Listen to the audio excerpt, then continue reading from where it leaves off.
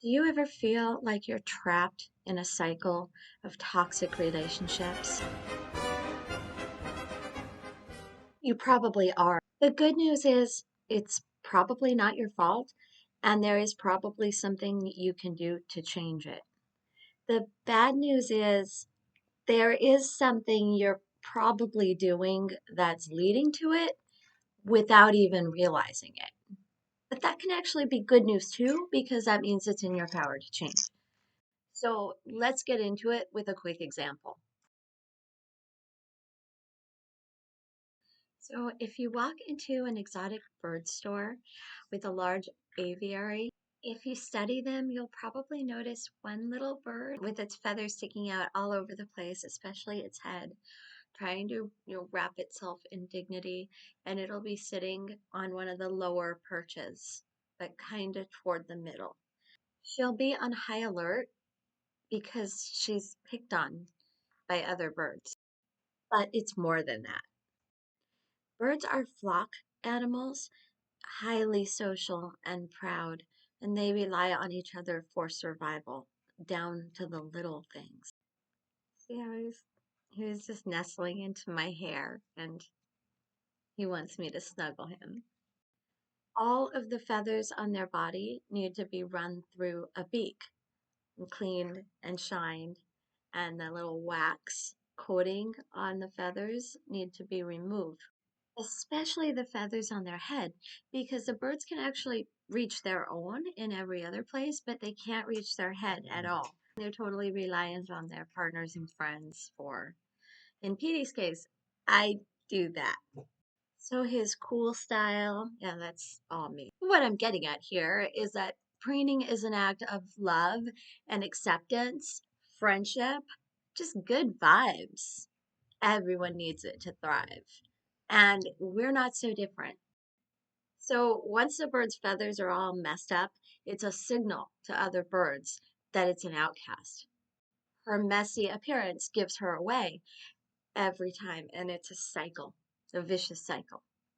If this little bird tries to move to a higher perch, the other birds will literally force her back down so that they can be literally above her.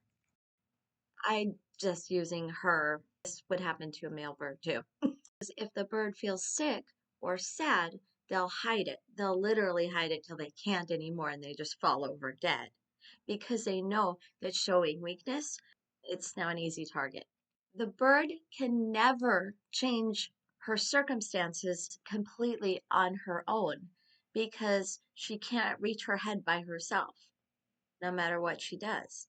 So to get out of this rut, she needs the help of somebody else in the social system. She can't self correct because her image continues to project that she's a pecked bird. Hmm. Her social status is growing right out of her. She can't escape it. The only other birds that go near her do it to exploit her or attack her. They might even accept preening from her, let her work on their feathers, but when she turns and invites them to do it back, they'll either ignore her or peck at her again. It's really pretty sad. The end result is she never gets loved right. Many of us have been that bird.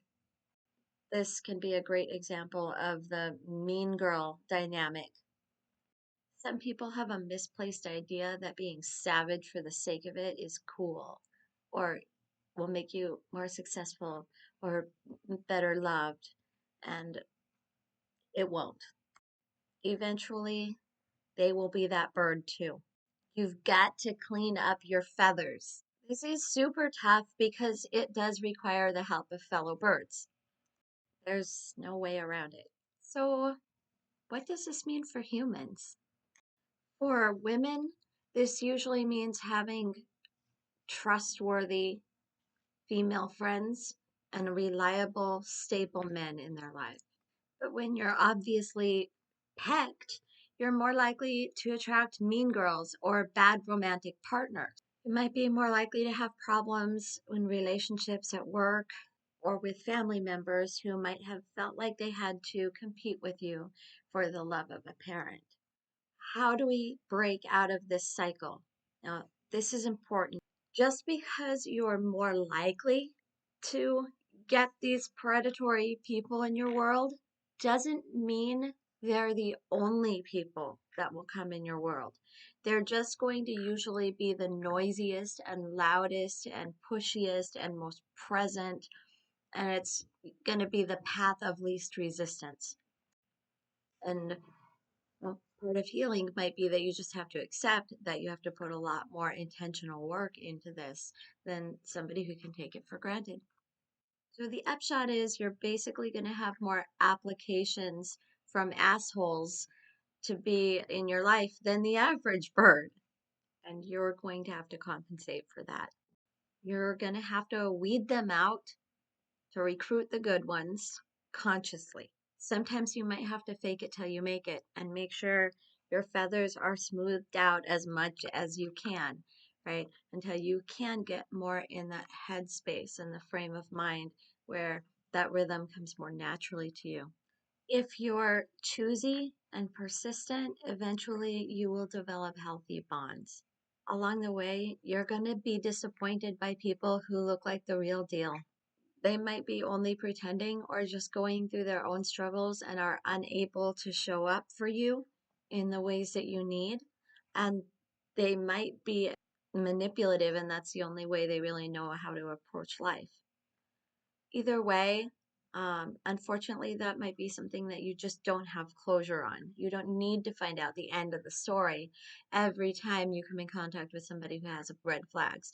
It might be a good idea to just close that book and say, I don't need to read it, and move on to the next one. And when you have problems with emotional regulation from a lot of trauma, sometimes it's hard telling the difference between books you should close and the books that have value but are just kind of hard to get through.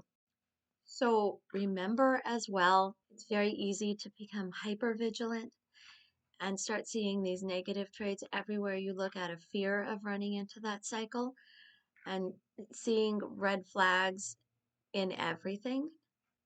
In a trauma state, you can get overwhelmed easily. So give yourself room to think, room to process, and maybe even journal and bounce it off of people that you trust so you can learn to trust yourself more and have a stronger support group that's helpful. Another thing you can be hypersensitive to in this trauma state is this fear of loss or missing out or fear of rejection or abandonment. It can cloud your judgment and create a sense of urgency that isn't actually there. When if you took time to process the situation, you might have come up with a better situation. So try to avoid allowing strong emotions from creating action. Distance yourself from the emotion before you act.